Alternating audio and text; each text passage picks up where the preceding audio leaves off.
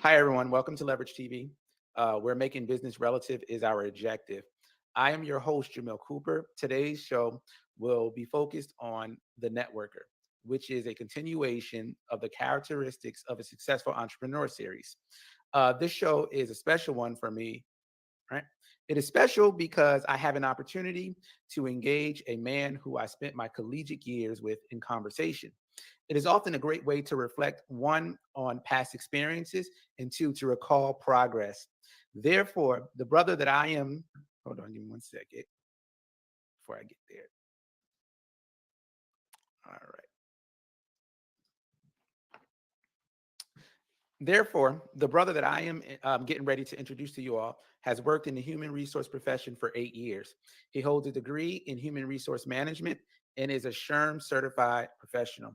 He plays a huge critical part in assisting Fortune 500 companies and also smaller businesses with the acquisition of human capital. He has worked with a variety of clientele from different industries such as IT, legal, finance, and government contracting. He is a serial entrepreneur, is what I refer to him as, and what we're going to refer to him as here.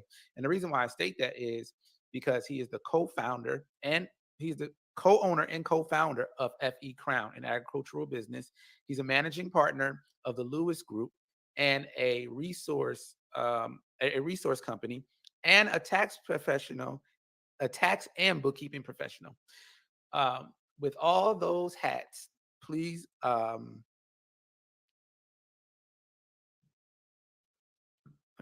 with all those hats, please welcome my fellow writer, alumni, Emmanuel. Emmanuel, I'm gonna butcher your last name. If you can just say it, I meant to ask you that before.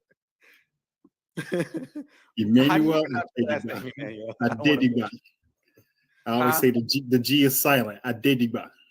Adigibot. Okay.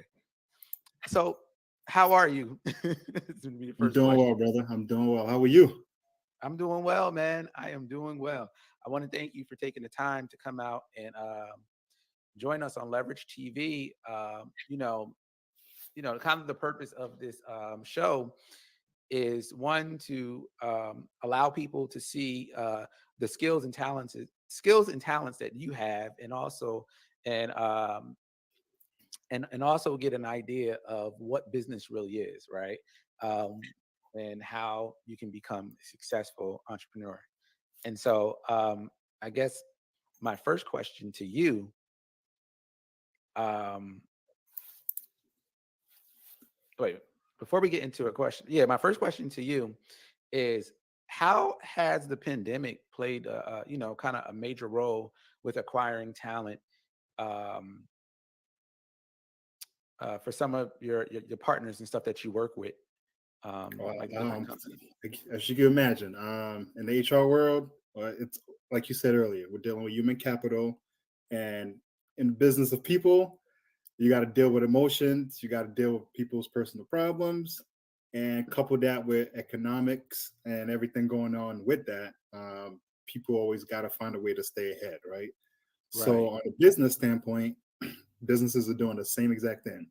You're trying to get ahead with the best possible candidates in the market. Now, the problem that I believe the pandemic presented is that there was a big switch in a Mm, mindset of employee employer relationship. In the past, I think people put heavy reliance on relying on pretty much businesses to provide their primary income. And mm, part of that is setting a 9 to 5 schedule, waking up in the morning, doing your necessary hygienes, getting on the road, commuting to your office, being in there for 8.5 hours, whatever the case is. Some people might log overtime. Obviously, you have your break for lunch and things like that. And then you head back home with the same commute time. I think the pandemic opened up everybody's eyes, including businesses, because I think there was a past belief where a lot of businesses didn't want to transition to this telework that has become very common now, right?